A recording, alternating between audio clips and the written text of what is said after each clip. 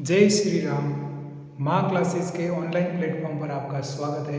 आज हम class 12th biology subject में चैप्टर नंबर फर्स्ट पुष्पी पादपों में लैंगिक प्रजनन के मोस्ट इंपॉर्टेंट क्वेश्चन देखने वाले हैं, जो बोर्ड एग्जाम के अंदर आपको देखने को मिलेगा। सबसे पहली बात है इंपॉर्टेंट क्वेश्चन। तो जो बोर्ड एग्जाम में आपकी पीवाई जो पहले आए हुए भी है वो वापस रिपीट होंगे और इसमें नए भी है जो वापस बन सकते हैं। तो वस्तुनिष्ठ टाइप के प्रश्न आपके दो आएंगे, जिसका हाफ अंक होगा। तो दो प्रश्न आपको इनमें से देखने को मिलेगा। एक क्लास ये आज की है और एक नेक्स्ट क्लास लेंगे इस चैप्टर की। तो दो क्लास के अंदर आपको वस्तुनिष्ठ टाइप का प्रश्न बता देंगे और अति लघु उत्तरात्मक प्रश्न भी इसमें से आ जाएगा। नेक्स्ट एक प्रश्न रहेगा आपके दीर्घ उत्तरात्मक, उसके लिए एक आपको इन सब के क्वेश्चन के अंदर एक पूरा लॉन्ग टाइप का क्वेश्चन देखने को मिलेगा। पहला अपना पॉइंट है पुष्प के भागों के नाम। पुष्प जो पुष्प होता है उसके मुख्य कौन कौन से भाग होते हैं? 4 भाग हैं, जिसमें एक नंबर पे है बाह्यदल, दूसरे नंबर पे है दल, तीसरा है पुमंग और चौथा है जायांग। 4 भाग होते हैं, बाह्यदल, दल, पुमंग और जायांग। प्रश्न बनता है पुमंग किसे कहते हैं? पुमंग पुंकेसरों का समूह होता है। पुमंग क्या होता है?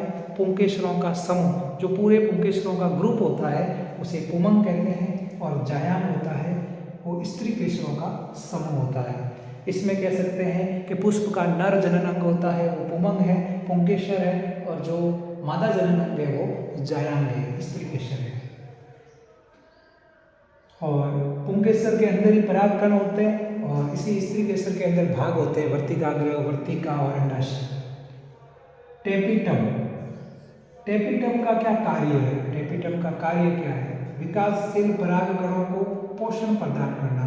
जो विकासशील परागकण होते हैं उनको पोषण प्रदान करने का काम किसका होता है? टेपिटम का। इसका कार्य पूछा जाता है, ध्यान रखना। भ्रूणपोषी बीजों के उदाहरण।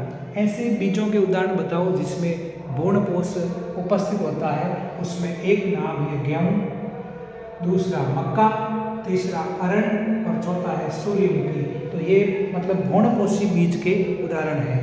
नेक्स्ट है आभासी फल किसे कहते हैं? यहाँ आभासी फल और आपके एक फल होता है सत्य फल। 2 प्रकार के फल होते हैं, सत्य फल और आभासी फल। सत्य फल किसको कहेंगे? जिसके अंतर्गत मतलब सही तरीके से फल का निर्माण होगा और अंडाशय से निर्माण होगा। किसका होगा? उस फल का निर्माण अंडाशय से होगा। जबकि आभासी फल में अंडाशय के अलावा पुष्प के अन्य भाग से फल का निर्माण होता है। जब अंडाशय के अलावा पुष्प के अन्य भाग से भी फल का निर्माण होता है तो ऐसे फल को आभासी फल कहते हैं। परीक्षा में पूछा जाता है फल कितने प्रकार के होते हैं, तो आपका आंसर होता है फल 2 प्रकार के होते हैं, सत्य और आभासी। आभासी फल को मिथ्या फल भी कहते हैं और कूट फल भी कहते हैं, ये ध्यान रखना। नेक्स्ट है उदाहरण। तो सेब इसका उदाहरण है और स्ट्रॉबेरी इसका उदाहरण है, आभासी फल का उदाहरण है। नेक्स्ट देखो निषेचन के पश्चात। निषेचन के पश्चात बीजांड से किसका निर्माण होता है? बीज का। बीजांड से किसका निर्माण होता है? बीज का। और अंडाशय से किसका निर्माण होता है? फल का। तो बीजांड से तो बीज का निर्माण होता है और अंडाशय से फल का निर्माण होता है। ये निषेचन के पश्चात होता है। बहुभ्रूणता। बहुभ्रूणता मतलब एक से अधिक भ्रूण। तो एक से अधिक भ्रूण विकसित होना बहुभ्रूणता कहलाता है। सबसे पहले बहुभ्रूणता के बारे में बताने वाला वैज्ञानिक था ल्यूवेनहॉक। कौन था? ल्यूवेनहॉक। ल्यूवेनहॉक ने बताया कि संतरे में देखा था, इसने सबसे पहले खोजा था कि वहाँ पे एक से अधिक भ्रूण विकसित हुए। परागकण की आंतरिक चोल। परागकण की 2 चोल होती है, एक तो आंतरिक चोल होती है, एक बाह्य चोल होती है। प्रश्न बनता है परागकण की आंतरिक चोल किसकी बनी होती है? पेक्टिन और सेलुलोज की। किसकी बनी होती है? पेक्टिन और सेलुलोज की। दूसरा ध्यान रखना बाह्य चोल। बाह्य चोल है वो स्पोरोपोलेनिन, स्पोरोपोलेनिन की बनी होती है। इसमें आपको पुष्पी पादपों में लैंगिक प्रजनन वाले चैप्टर में से जो वस्तुनिष्ठ टाइप के प्रश्न बनते हैं वो आपके पूरे चैप्टर में से जो निष्कर्ष निचोड़ निकाल कर इस पूरे आपको क्वेश्चन दे दिए। और एक क्लास और मिलेगी आपको इसी चैप्टर की। 2 क्लास देख लेना, आपके 5 नंबर पूरे हो जाएंगे। वस्तुनिष्ठ प्रश्न, अति लघु उत्तरात्मक प्रश्न इन क्लासों से मिल जाएगा। बाकी आप 1-2 दीर्घ उत्तरात्मक प्रश्न देख लेना, आपका ये चैप्टर पूरा कंप्लीट हो जाएगा।